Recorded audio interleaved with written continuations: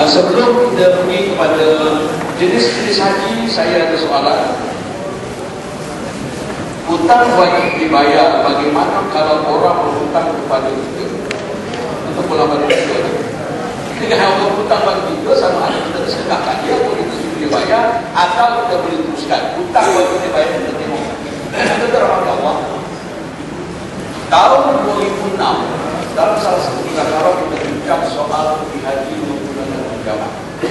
Pada masa itu kita fikir kita sampai masa sekarang nak dorong jamaah pergi haji awal. Bagi haji akhir kan sampai bila kita nak tunggu kan? Sedangkan sebenarnya masyarakat kita ada kemampuan. Cuma bentuk kecairan itu berbagai-bagai. Tak ada kecairan. Dalam kitab lama dia kata tidak boleh pergi haji dengan duit hutang itu. Pinjaman dulu dan pinjaman sekarang latar belakangnya tak sama. Senario itu sudah berubah.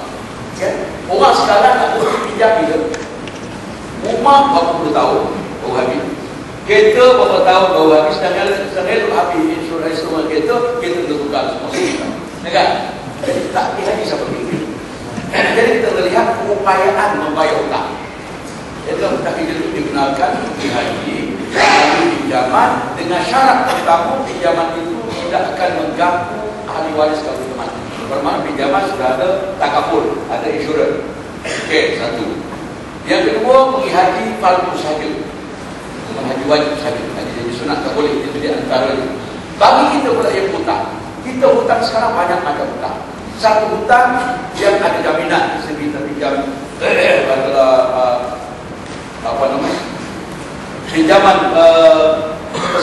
personal loan bagi usaha pribadi. Dia pribadi dalam istilah apa dia mereka dia ada bank sambil ada yang kita jual bayar tangguh. Ini apa boleh bagi?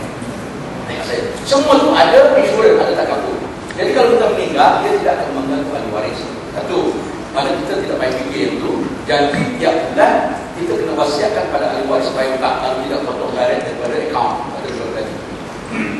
Yang kedua, hutang yang kita pinjam pada individu.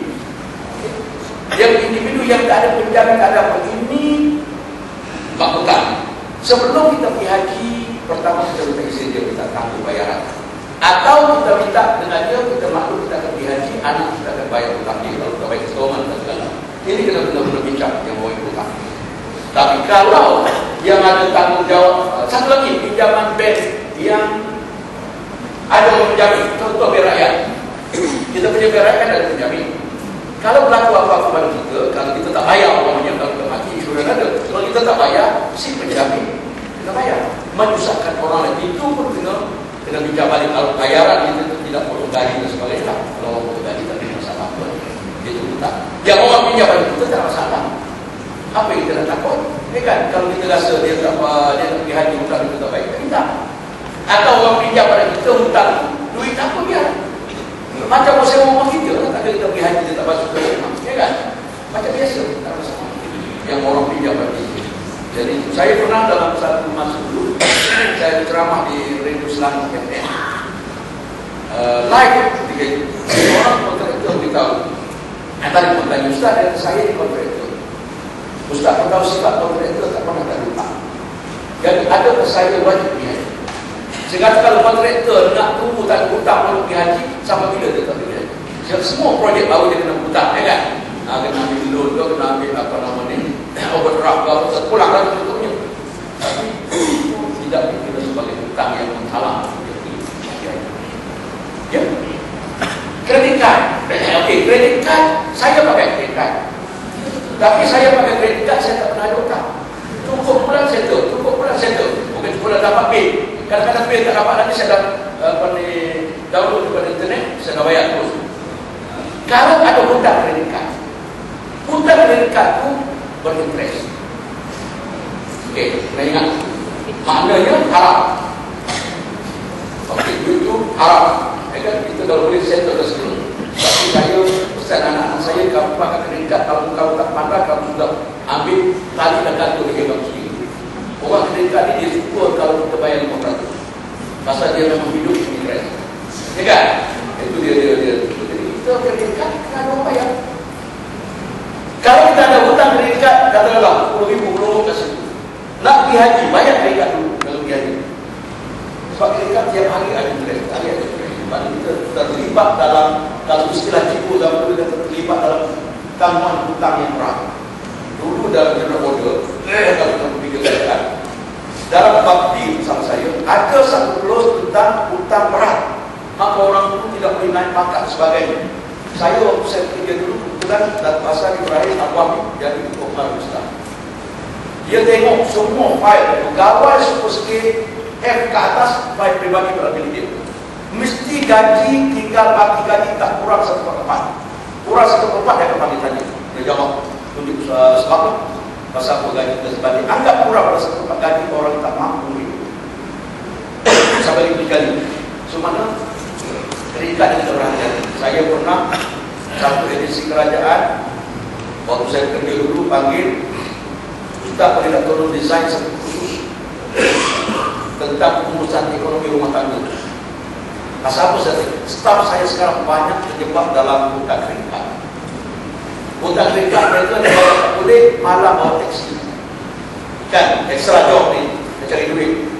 Kalau bawa teksi daripada pagi sampai subuh, besok dia pejabat tidur. Manusia tak mungkin tak tidur. Banyak petugas-petugas ni, pegawai ni tidur di balik celah-celah balik payah atau semua. Siang hari ni tidur semua agama. Etika. Okey. Jadi hutang kredit termasuk salah satu hutang yang perlu segera bayar pasal dia daripada interest. Okey. Orang kredit tidak akan maaf pada minta tuan boleh tak saya tangguh bayaran anda. Bayar tangguh boleh tapi interest tak. Okey, Allah Allah. Ada soalan sebelum kita sambung? Ujung-ujung ada soalan tak? Di luar, Allah kesian tak buat dekat ustaz tak pandang kami. Pak eye contact di dalam ceramah atau dalam komunikasi perlu. Okey. Kalau saya kata kalau ditanya sana saya jawab kat sini, tak payah saya jawab. Sebab tu kita bersalam sama laki-laki kita pandang dulu, jangan salam Allah. Tak payah, tak payah salam. Okey.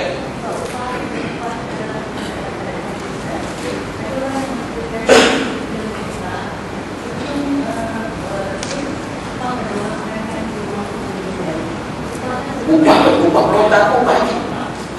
Upah melontar, okey, upah melontar. Ya, okey.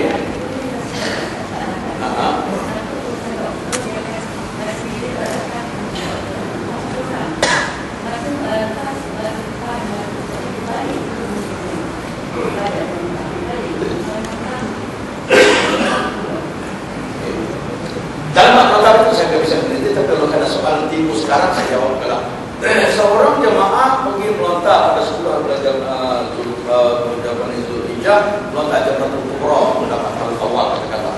Dia pun balik, dia pun tak lagat. Besok dia tak lagat, dia pun ubah orang.